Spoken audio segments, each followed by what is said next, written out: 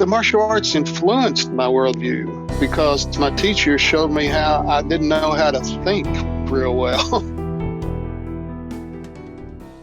What's happening, everybody? Welcome. Thanks for being here. This is Whistlekick Martial Arts Radio, episode 732, with my guest today, Professor James Cravens. I am Jeremy Lesniak. I'm your host here for the show and the founder of Whistlekick, where everything that we do is in support of the traditional martial arts and martial artists. If you want to see all the things that we're working on, our projects, our products, content, you name it, there's a bunch of stuff. Go to whistlekick.com. If you haven't been there in a while, you should probably go back because it's not the same. It's always changing. One of the things you're going to find over there is a changing listing of products in our store. It's how we pay the bills. One of the ways we pay the bills here.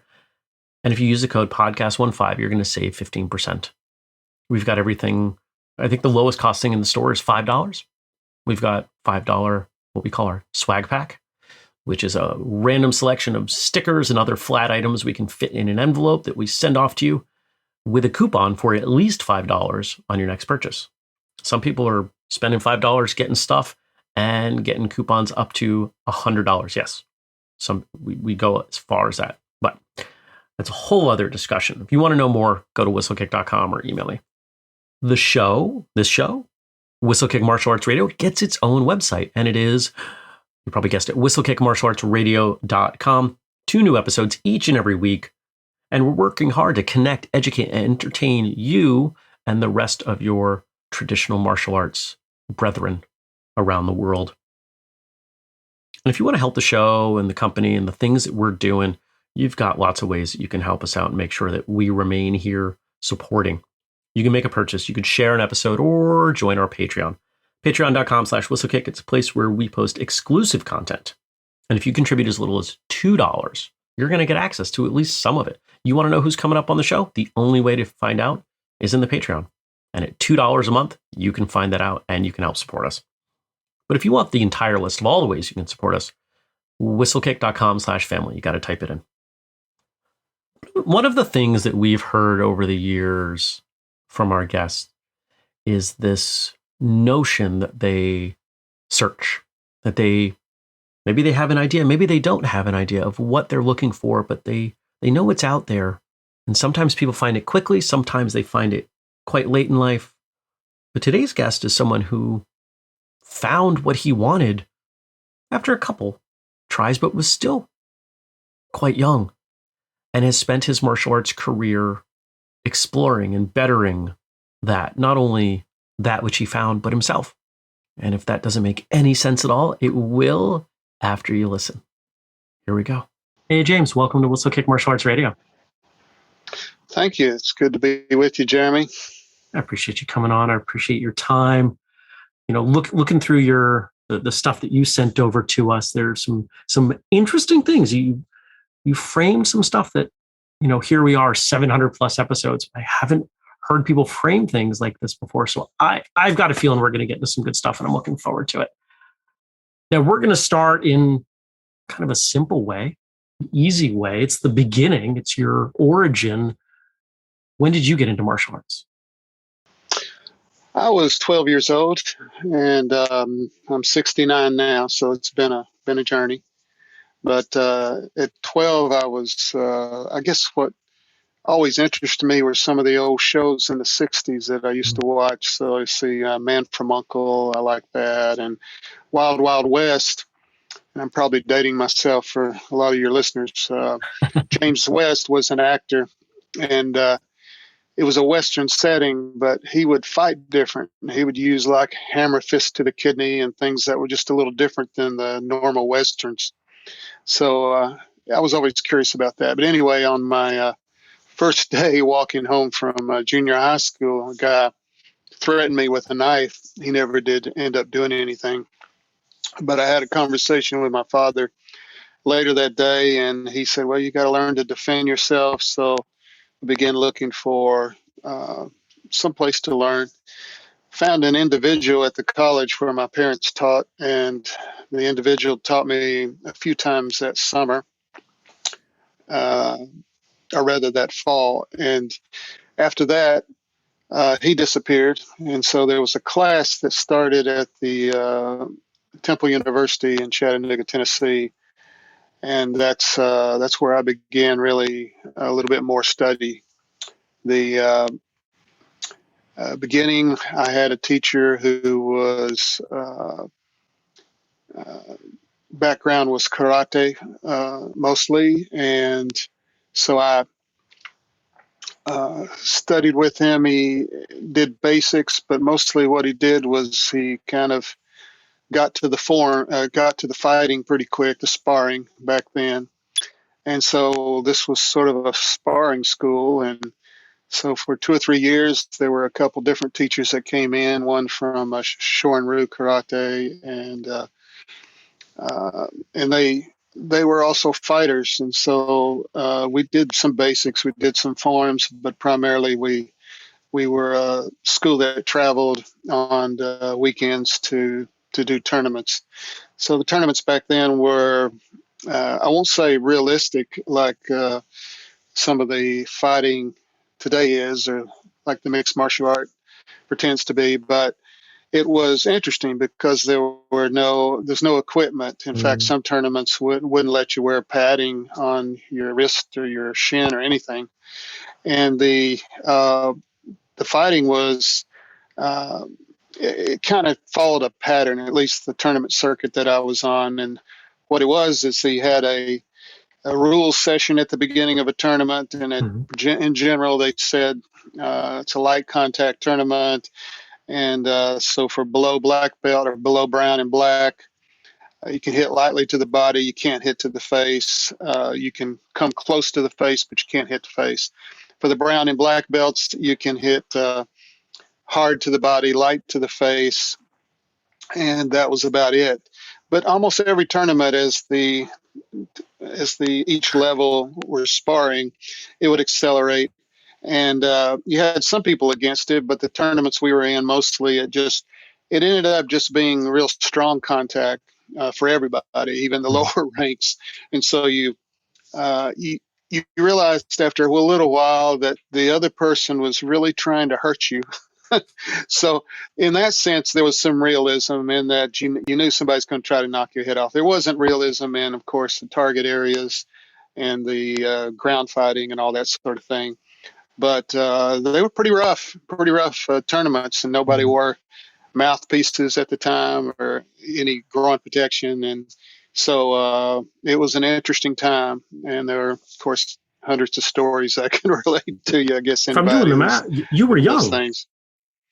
Yeah.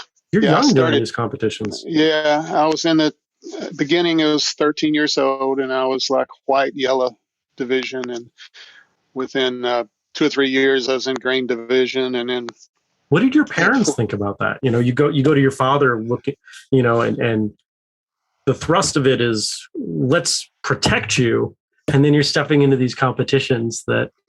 Yeah. And it actually, the self-defense part kind of faded away fairly soon. And at the time there was pretty much excitement on the sparring. It was kind of scary for me then, but it was, as far as their response to it, they liked it. Of course, my mother would never come and see me compete. She was scared to death of what might happen to me. But sure, my dad liked it, and so I had no problems there. Okay. So anyway, after that, I got into an organization called Pylum Association. It was run by a man named Daniel Pye.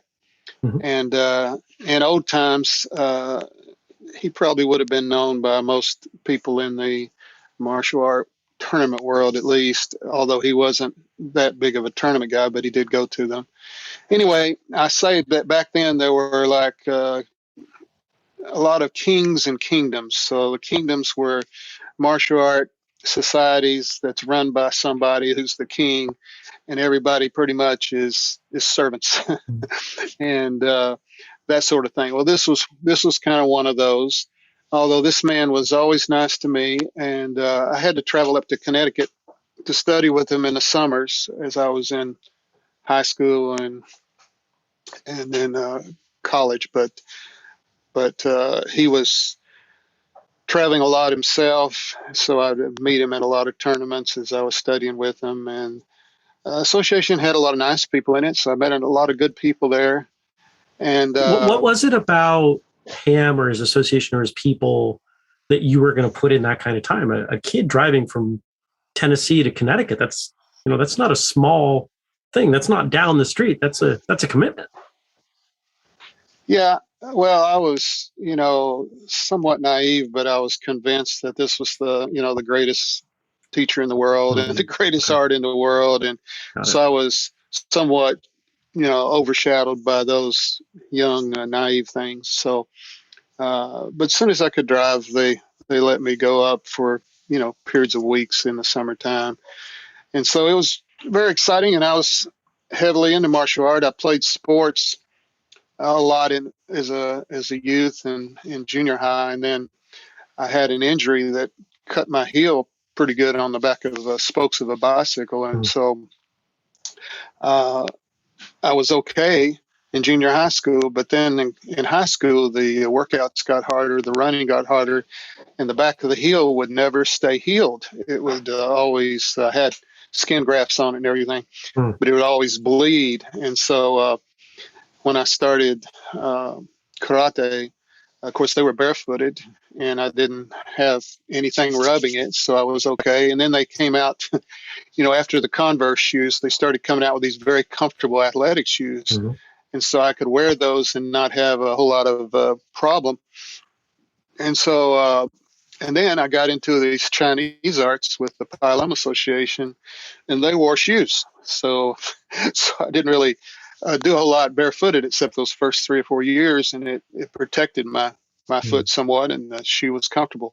So anyway, this association, they had a lot more forms and other things that they did, a lot of shows they put on, a lot of stunts they would do, but the sparring was still heavy, and so I continued pretty much in that vein for it lasted up to the first 10 years of my martial arts history.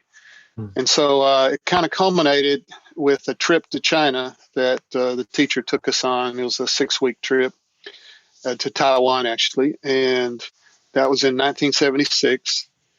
And it was a very memorable trip, lots of interesting things.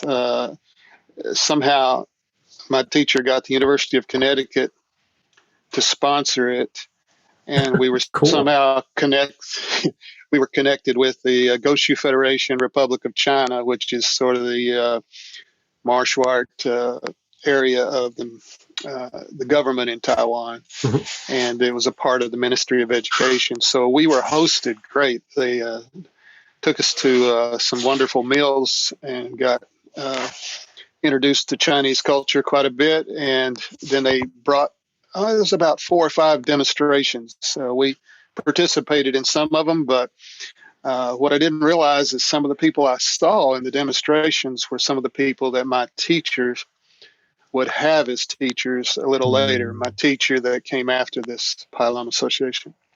Oh, cool. But anyway, yeah, it was cool, but the organization, without being real negative, there were things in it that would bother me ethically, and I knew it was somewhere I should leave. But as a young person and not knowing where I would go, that kind of thing held me there probably a lot longer than I should have stayed with that organization. But I had made the decision, and some things happened on the trip, not to me personally, but some of my students that convinced me that I was going to leave.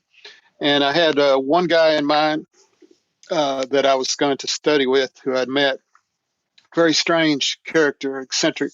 His name was Christopher Casey. And he was like a eccentric, genius type guy who was not real impressive as an athlete, but was like really smart. And he was in love with martial arts and philosophy. Mm-hmm. So when he was in college, he graduated with a degree in philosophy. He wanted to go on, but he loved the Eastern philosophy mixed in with the Western philosophy. And at that time, universities would not were not acceptable to doing thesis or dissertations uh, with any kind of promotion of Eastern philosophy, because the academia actually looked down on it. Mm. So he decided, okay, I love martial art. I'll just go into the insurance business, get up to mid-level, and uh, travel all I can to study martial arts with teachers I can get. And so that would have worked out fine, except he said everyone he worked for was an idiot. So he kept moving up the ladder, and he was vice president of a couple companies and didn't like his work, but he was just able to do a lot very efficiently in a short period of time. And finally, he decided to go into reinsurance, and that's kind of an international, a little bigger stakes situation. Yep. He went to Seattle to learn the craft. And then he got hired by a German company in Hanover to set up sort of like a Lords of London division of that insurance Mm. company. Because at the time, Lords of London was the only one that did that stuff in Europe. And so Germany was wanting to compete some. So he set them up, and then they sent him back to the U.S. to set up a subsidiary of the company. And those were the best years when he came back that I had. Everything up to then, I had to chase him to different cities because he was always getting a new job. And you were just following him around. Yeah, and the focus was the training, and you'd kind of carve out what you were doing from money and living situation wherever you were. Well, yeah, he would come back to Atlanta area. Okay. And that's where his home was originally, where he grew up. And so when he would make his trips back, I'd meet him at motels for a weekend. And then when I could, I'd fly out to wherever he was and study. Cool. So it was a sporadic, but it was good. And so let me jump in and let me ask you a question, because you've talked about some wonderful people that you've trained with. And it sounds like you had enough context by this point to know what was average, what was poor, what was exceptional. It strikes me that at the time, at least at the time, you would have thought of this man as an exceptional instructor. What was it about him and what he was teaching that you thought, I need to go chase him around? Well, Mr. Casey, like I say, was an unusual person. And so actually, it was real strange because my former teacher, the Pai Lum guy, he knew this guy, and that's another long story. But he knew him, and he said, one thing about the Pai Lum is you had whatever he taught, and then anybody that came into the organization brought what they taught, and so it was a big mixture of things. Sure. So he knew this guy and says, "This guy is very knowledgeable. You ought to study with him." Well, he was in Atlanta. I was in Chattanooga, so it was about a 2-hour trip. And so I began attending. He was teaching at Georgia Tech, and I began attending a class. And he taught primarily Chinese Kempo and some Shaolin at the time. So I learned a lot of Kempo at that time. And so then when I became his official student, when I left Pi, he's the one I wanted to go to. Even at that time, I knew that in doing his Kempo, he was pretty rough and brutal. But I always thought I could whip him. But he knew a lot, and I wanted to study with him because he knew a lot. And so that's why I chased him around. But when I had my first private lesson with him coming back from China, it was an interesting lesson. Maybe I'll tell you a little bit about it. It sounds like a story we want to hear. Yeah, well, there's a little bit of a smirk on your face that suggests there's something there. Yeah, he was real good at Chin-Na. And so I was real weak in Chin-Na. And so that was one of the motivations to go to him. And so I'm thinking he's going to start teaching me Chin-Na or something. And so he said, "Well, let's spar." And I'm thinking, oh, no, I'm going to embarrass this guy. He's not going to want to teach me. How can I stay away from him and try not to hurt him? Because he wasn't real athletic looking, So anyway, we began to spar, and he would, judge his distance well and everything. And he would kind of corner me because we were in a basement, so I couldn't run away from him forever. So he would go in and get me. Once he touched me, he was in control of me really well. And then he would take me down. So the first time he did it, he took me down, tied me up on the ground where I really couldn't move. Mm-hmm. He usually had a hand free where he could have beat me to death while I was in that position. And it was weird because he would just sit there, and I'd kind of look back to see what he was doing. I couldn't quite see him. Finally, he'd let me up. And he the first time he said, "Well, have you had enough?" I said, "No," because I was a little irritated and wanted to have another chance. I said, "Okay, I got to try a little harder." Yeah. So anyway, long story short, probably 10 or 12 times in a row, same thing basically happened. Mm. And he said again at one point, "Have you had enough?" I said, "Yeah." It's. He said, "Well, what do you think?" I said, "Well, to be honest with you, I didn't think you could fight, so I am excited that you can whip me." And so he asked me, he says, "Well, I saw you spar at a tournament a while back, and I noticed that in the tournament you were pretty good at getting your reverse punch and hitting people with the reverse punch." And he said, "Why didn't you ever try that on me?" I said, "I was trying. I couldn't do anything. And then I said to him, I said, "Let me ask you a question. Why, when I was down on the ground, why did you keep me down so long? Because why didn't we just get up and continue?" And he said, "Well, if you're going to study with me, you're going to study realistic martial art." He said, "You got this idea that you can just go out and spar and punch and kick with people and then everything's okay. He said, every time I took you down, I could have finished you easily because you couldn't move and I had loose limbs I could hit you with." Mm. And it says, "You only get one mistake in a real fight and you may be dead." So he said, "You have no idea what realistic fighting is. You certainly don't fight like it." And he was right. And it Mm. was, even though I consider myself pretty serious for someone my age and, studied the issues of life and the questions of life, he hit me that I said, "Well, that's just it. I got to decide what I want to do in martial art. Is it sport or is it, what is it?" And so that was a very convincing lesson that there was something interesting to learn.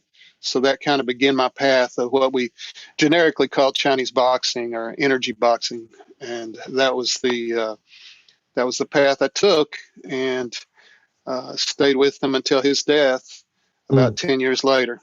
Wow. And he was in reinsurance. He got some contracts that he got to be in Taiwan a lot, so he developed some teachers there. His Wing Chun teacher was his one that he buy seafood with. That was Lo Man Kam. He was the nephew of Yip Man and Mm. had been sent by Yip Man to Taiwan to teach. And also, he kind of hoped to move there because even though he was in Hong Kong after he had to flee uh, Fachin province and so forth, it wasn't the traditional that he was used to, and Taiwan supposedly was. And so he wanted to go there, but he was never able to get there. But that was his Wing Chun teacher. And then he had a Tai Chi teacher, Dao Ping Xiang, Yang style. He had Wang Shu Shin he got to study with. He's a pretty well known Bagua master who lived there. And he had a few other teachers, but his two main ones were the Tai Chi and the Wing Chun teacher. So, anyway, during all this time, he also studied realistic fighting. So, a lot of these traditional arts, you're not going to get much realistic fighting training from them. Some will hint at it, some might show some things that are realistic, but generally, you're learning very traditional ways of learning in those arts. But his interest was always the real stuff, and so and no rules and all that sort of thing, life and death encounter. What are you going to do? So he developed a synthesis, which was a pretty awesome combination, and it was based on high probability, high percentage.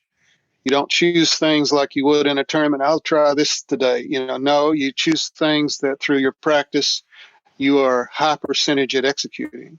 Mm. And then he also had a theory in Chinese boxing. So sometimes he would divide martial arts into two categories. One is um, you have those that basically hit and run. And if they're fast, they hit and run. But when they get old and they get slow, they start losing because their art is based primarily on their speed or their power combined.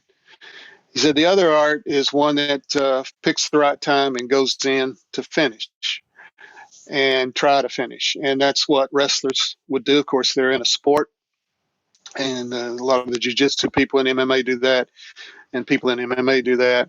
But he was doing that back then, and he had studied a lot of jiu-jitsu too, but he still preferred the more realistic. In other words, if you take a guy down, his buddy's over here about to kick you in the head or step on your hands, So he was wanting ways that could finish and go down at the last resort if he had to. So his art, he just referred to, he had a lot of names for it, but Chinese boxing is what we've called it through the years. And it was a realistic study. He broke down the encounter into entry with offense, yield encounter, and stop hit at entry, and then touch point. And with touch, a lot of the people he studied with demanded a type of dueling that was within touch, like Wing Chun, Shi Sao, Tai Chi push hands, joint hands from Bagua. So he required that touch point. And then in touch point, once an advantage is achieved, then there's a forward pressure to get the finish. And so the finish was the last study, but the forward pressure was the connector. And the connector between entry and touch was something you've heard called critical distance. And that's the whole idea of this art is you have to get an advantage, especially if you're the weaker fighter, you're not as good or strong.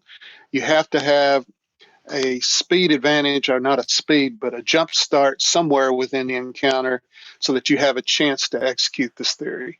So it was a challenge because I couldn't look and see anybody else doing it that much. And so I had gotten a lot of sparring experience, so I'd learned some of the things you learn from that as far as timing and that sort of thing. But this was a different method. I wasn't used to going in and trying to finish. I was weak inside when I went to him. That's why I wanted Chin Na and I wanted, other things. I'd done a little bit of boxing, but not much. So I was weak inside. I wanted to get stronger inside. And his key thing, he had tremendous projection, even though he wasn't as athletic as I was. He had great touch. So on touch, I couldn't get advantage on him. I was disadvantaged. And then when he would seize you, he had tremendous projection in his hands to get to the finish that he wanted. Can you talk about that touch point? I feel like I think I understand it, but if I only think I understand, I'm sure we have some people who definitely don't understand it. So if you could unpack that a bit for us. Well, again, every teacher is different, so I hate to paint a broad brush on it, but for example, Chi Sao is primarily done in touch with each other. And while there may be times that they want someone to be aggressive and move forward while they're doing Chi Sao, it's sticking, but it's not forward pressure as we say it, as we think of it. So you learn balance and touch. The problem is in a real fight, it's not going to be so controlled in a spot. It's usually going to be in motion. And so a lot of the touch, someone pushes here and I go around or whatever. A lot of the touch that you learn is while you're standing here and there's no pressure. And when there's pressure, there's more impact or more resistance. And when there's more resistance, your touch is not the same as when you're sitting there without the resistance. It's a different touch. Sure. And it's a whole body touch. So his goal was to get an advantage so he could apply the forward pressure, which that was backed up by rooting from the internal arts, heavy rooting. Not the kind where you stick your feet in the sand and try to stay there. This is the kind while you're in mobility, in motion. How do you stay down while you're in motion? And so and once he'd get an advantage and then that pressure from his root, he could turn you. And once he turned you, he'd seize you, and he had a lot of great finishes, to finish. So Chi Sao was that way. Push hands was that way. And when I first got into push hands, it was sort of like a wild, wild west. It wasn't very sophisticated or what traditional push hands was. So we we played and we did a lot of things that weren't in push hands and didn't realize what push hands was for. But push hands is just, usually a little further away than chi style, except some chin style is very, very close. But most of it's a little bit further away. So you're developing a touch at a little more distance. And then joint hands from Bagua, you're touching at the wrist, you're walking a circle, and then somebody attacks, and you go from there. You learn, things to do. But and this is a little bit further, but still in touch. Mm-hmm. So you learn a sort of a scientific process on entry. For example, you don't enter like so many people just attack outside of critical. Well, if they're the best aggressor and they're the best martial art there and they're the fastest, they can go in and accomplish what they want to. But as they're more equal with their opponent, when you attack outside of critical, you certainly make yourself vulnerable against somebody that knows how to stop hit or is a good yielding counter fighter and not afraid of you, that kind of thing.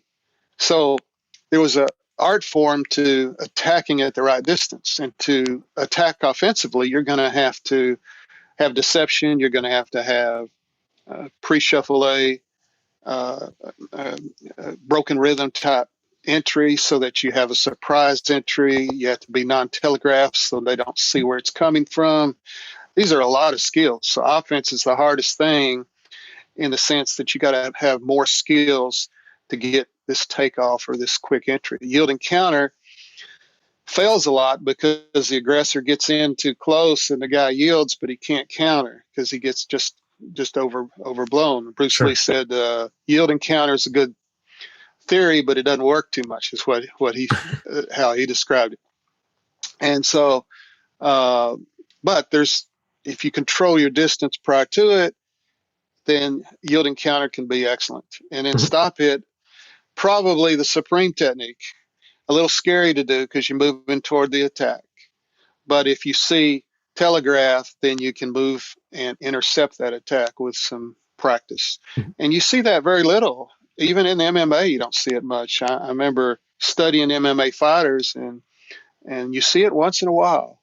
And you see it often by good fighters when they do it. But they usually back up, and the aggressor just catches them and that sort of thing, or that's just what you see a lot of. So it's a pretty strong instinct anyway, when you're confronted with violence or a threat to remove yourself. You have to overcome that, and not everybody puts in the time to work through that response. Right. And that's a big problem with Chinese boxing is how do you practice realistic fighting and stay safe? Because you say, okay, let's go out and do Chinese boxing. All right, somebody's going to get hurt no matter how bad we are. Eventually somebody's going to get hurt. Probably both. So, yeah. so how do we practice? So it's a challenge, but there's ways to approach it. And you usually have to work on something while you're compromising, giving courtesy to something else, But there's ways to do it, and but that's the biggest challenge. And it's not according to rules, so it's not the ideal thing, but it can be accomplished through lots of exercises and drills.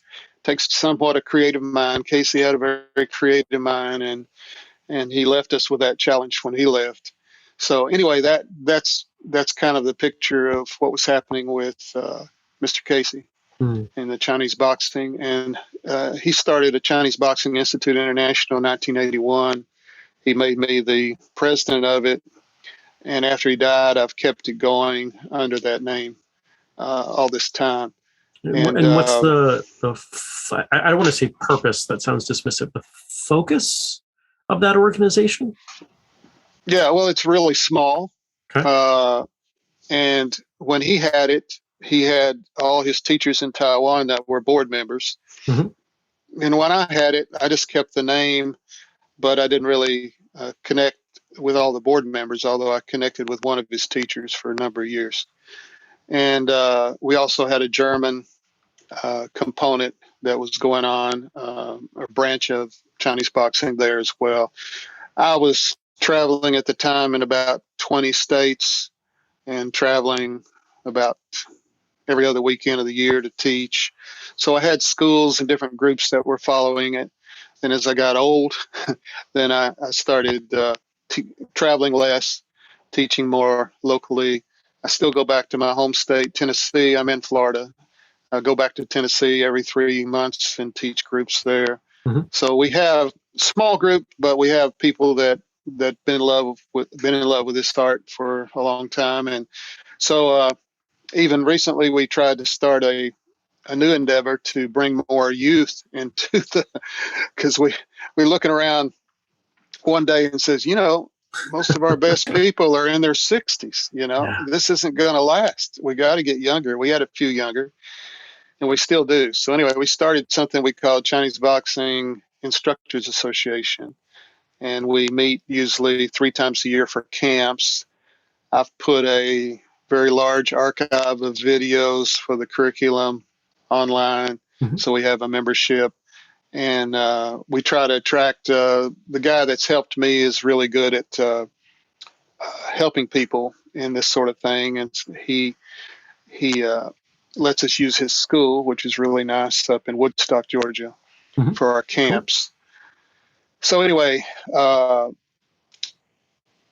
this is trouble is we started it right as COVID hit, so martial arts schools were going under, and so it was hard to track because his goal was to attract established schools when they want to have a new program in their school.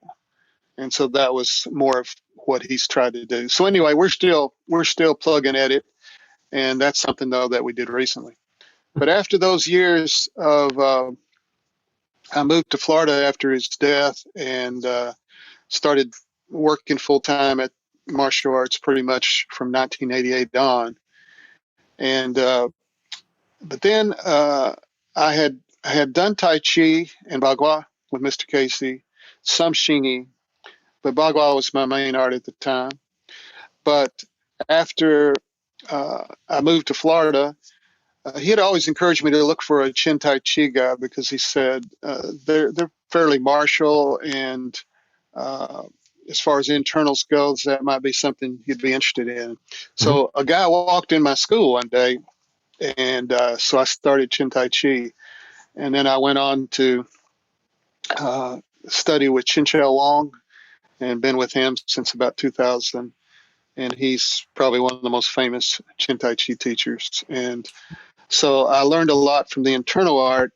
Already, Casey had instilled what we call 10 principles into the art. The principles don't help you, they don't guarantee any kind of success, but what they do is they enhance. In other words, we say that a real fight is when uh, the winner of a fight is because of certain reasons, and all these reasons, size, speed, timing, toughness, all these things come together to determine who wins that fight.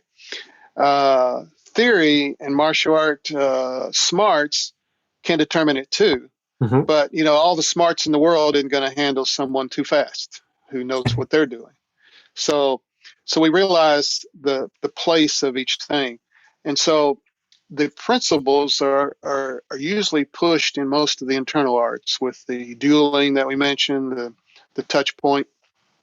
And also they teach you to root, depending on the teacher, how to do that. But they teach you to root, which was an essential in Chinese boxing, basically because root is bottom heaviness. So if your upper body's loose and you're very strong below, then right as there's a connection with somebody, if Mm-hmm. they're not rooted, then in general, let's say you're the same size, you'll have an undertow effect on them on contact. Yes. If you can continue that attack, they're not in the best position to defend it. So root became important, and it's something I never saw anybody doing in martial arts for the most part. Some people just say root means you're low, but it's not low. It's a body state that has to be developed, and it wasn't easy to develop. It wasn't something I would have ever been attracted to.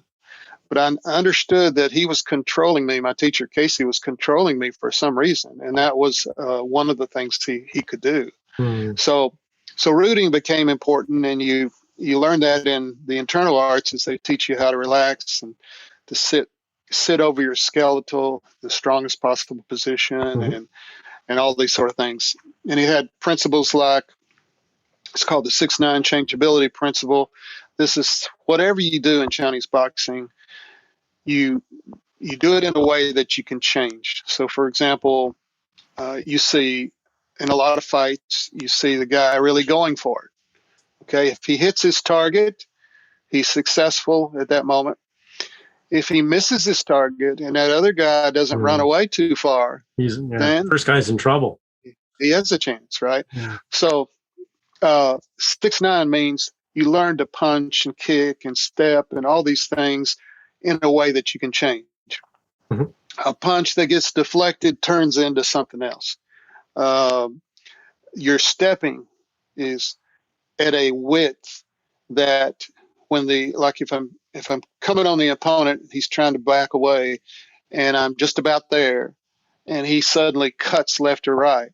If my feet are placed well, if my root is there, I can stay with him and still have a chance. But if I don't discipline how my steps are, then I'll never catch him on that cut and just start all over again with the back to neutral. So all of these things are terrific principles, unitary principle, learning to hit with your whole body and not just the waist, but also coming up from the ground or doing what we call sledging, which is dropping down and connecting the waist and the synchronization of the whole body to get the most out of a technique. This is taught in internal arts, but a lot of the internal arts don't take it into realistic fast movement. And so all these principles would enhance whatever you could do in your speed and your timing and your strength and all that sort of thing. So the principles became a great focus for us because we knew to get the most out of us, we had to get the principles, working with everything that we did. So the Chinese boxing encounter was the art of fighting. And the principles were these enhancements which made us better in whatever we did. Like I say, you can root all you want to, but that's not going to win a fight for you. So it's a process, but the principles became a real important thing to us. So that's the principles were enhanced greatly by my study with Chen Tai Chi and some people that had been deeper into internal art than Mr. Casey had. So anyway, that's kind of the educational part of my story there. It's interesting how these things are connecting the tangible elements that you're talking about. It's all quite sensible and makes sense. Where I want to go next, though, is about this. You haven't talked a lot about your why, right? Like if we go back from a very, very early point, you wanted more.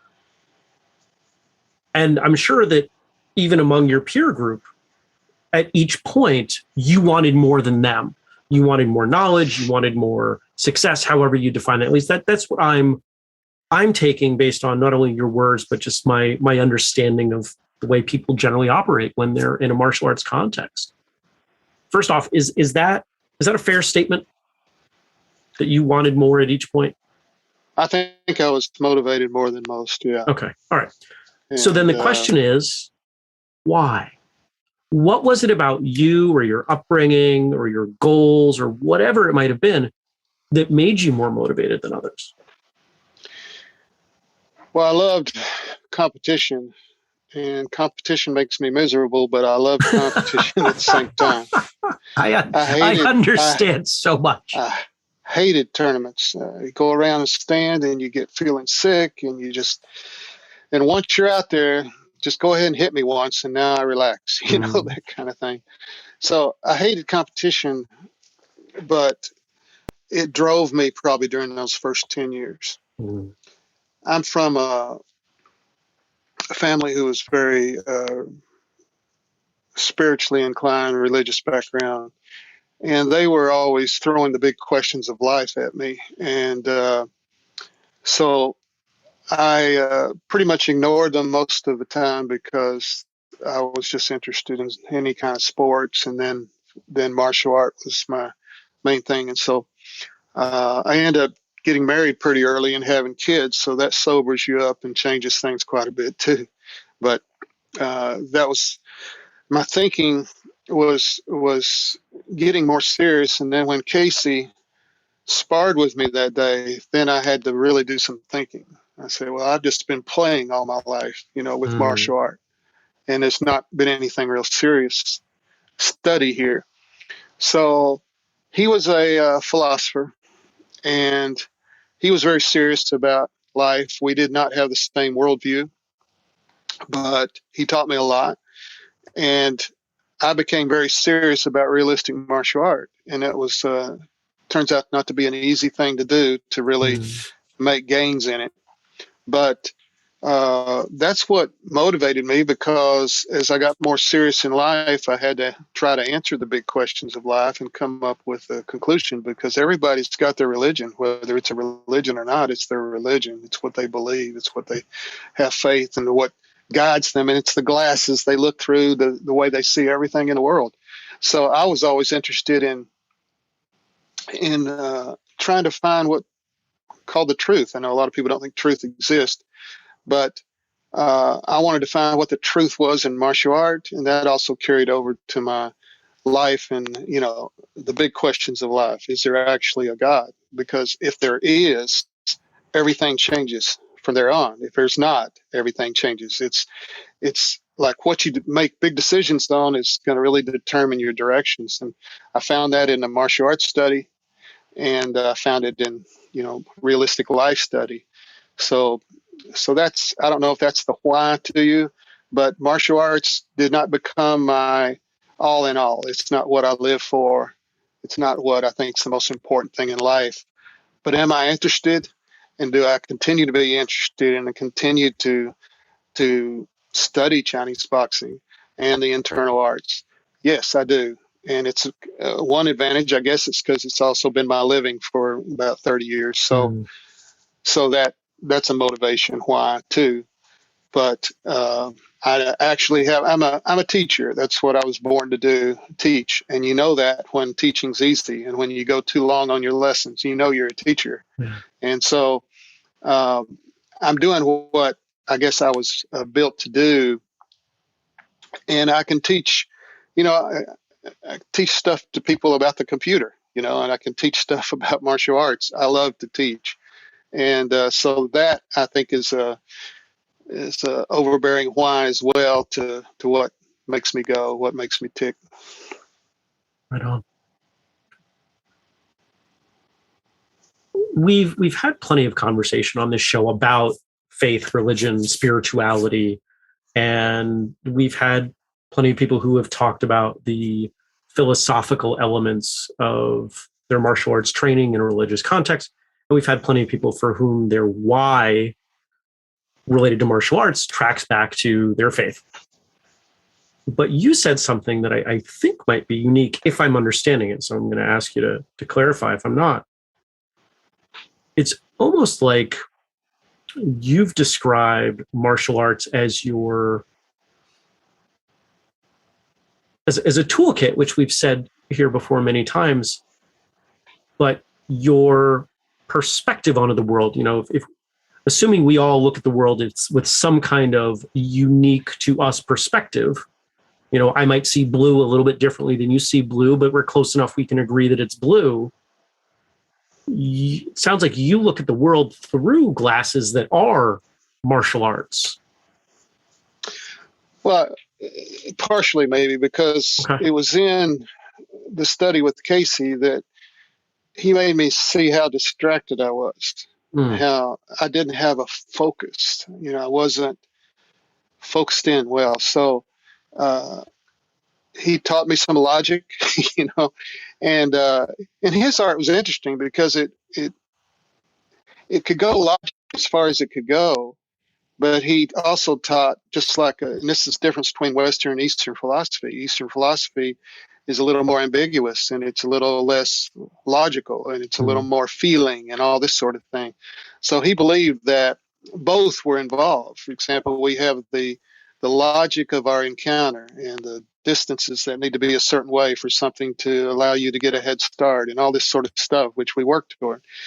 But there's also the touch part. How do you explain touch? Well, you say, I do this 100 times, so I'll do it. Sort of.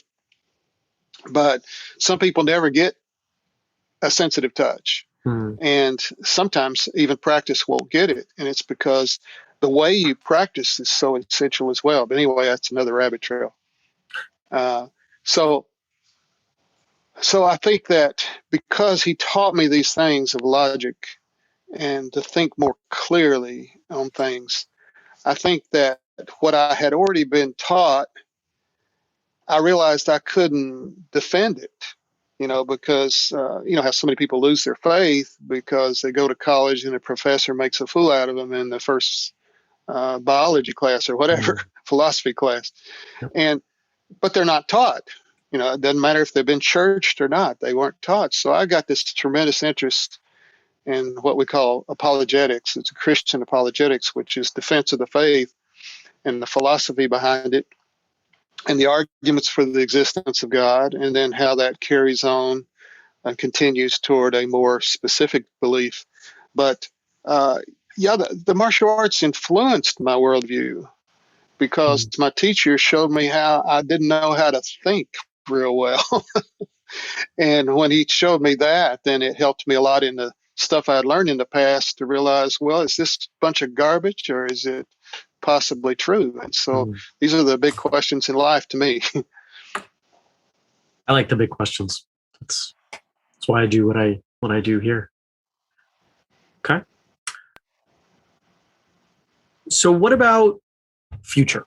Right? We've talked about past. Generally on these episodes, most of what we talk about is past because it's what we know, it's what's happened, it's what we can pull from. But I also like to talk about future. You're still speaking, or you are speaking what seems to be very passionately about teaching. You're going to remain teaching, I would expect, for a time. Goals with this organization and getting younger people involved.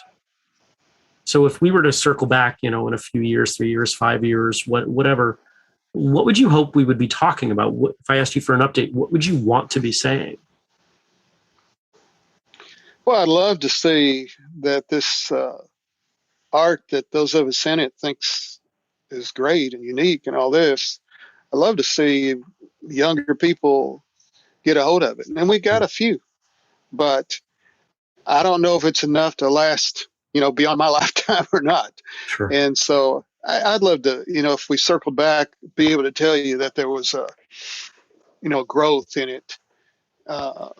It's kind of, you bemoan a lot of things. A lot of people don't want to read philosophy because it's just, it's too hard. It's not interesting or whatever to them. And a lot of people don't want to do Chinese boxing because really there's no rewards in terms of competition and belt ranking and all this sort of stuff. There's great reward in discovering truth and fighting and so on. But I've always I shouldn't be as a leader of this organization, but I always had kind of a realistic view that a lot of people just aren't going to even go into this. That's what's going to be hard. And those that do like it, some of them are going to go on and do the work, and some of them aren't going to do the work. So you got some that will do the work. So I'm just realistic that it's going to be small. It's going to stay small. But I would hope that there's more people that are involved. I've been teaching old people since I'm old. I've been teaching old people Tai Chi in wellness centers, different places the last 7 years. And actually, it's on a so different level because these people probably, you're lucky if you get 1 in 100 that practices 30 minutes a week, So you're not dealing with seriousness of what I deal with on the other side. Right. But at the same time, you're doing something that actually is positive and it helps their health. And sometimes you get really good feelings that these people are benefiting from this type of stuff, even though it's not the martial stuff by any means. So that that's sort of a contending feeling. So that's why I keep doing that. Just be a people person, not to be a martial art geek to people, but to treat people like people and care for them and try to help them. If people want to get a hold of you, if they want to learn more about this organization or anything, where would they go? I have a couple websites. One is ChineseBoxing.com, and then I have a personal site that has actually a little more on it. It's called J Cravens, Cravens, J Cravens Martial Arts.com. So those are the two websites. They can email me at cbii@mac.com. So that's kind of a short one, cbii@mac. And we can take it from there if anybody wants to contact me. Cool. All right. Well, we'll link the websites in the show notes for people to make it easy. Awesome. This is your shot to kind of close us up. I'll record an intro and an outro later on, but we've talked about a lot of things today. And how do you want to leave it with the audience? I probably haven't spent a moment thinking about that, but I just appreciate you allowing me to come on. I'll be honest, I don't think I've done one of these in my whole life. Oh wow, you did great. I never would have guessed.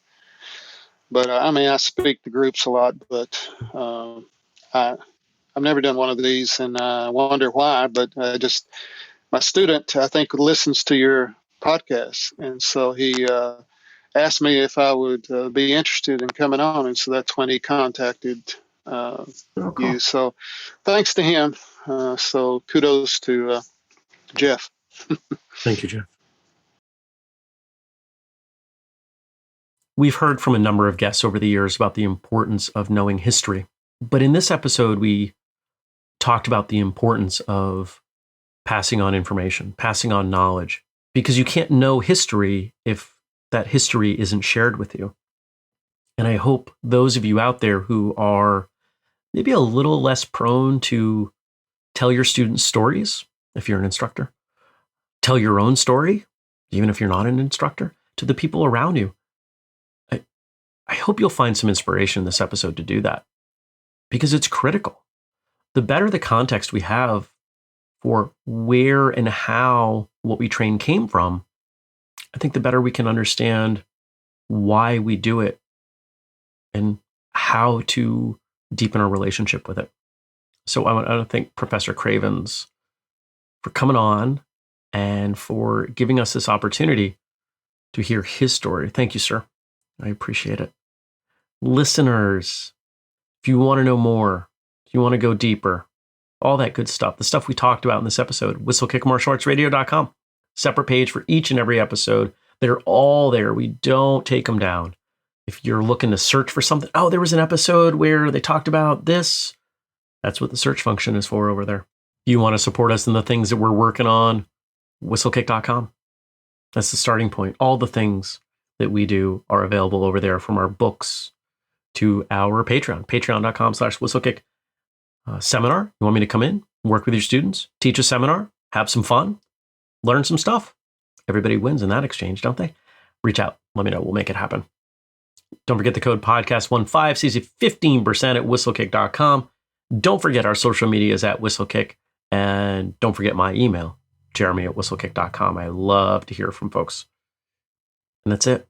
Until next time, train hard, smile, and have a great day.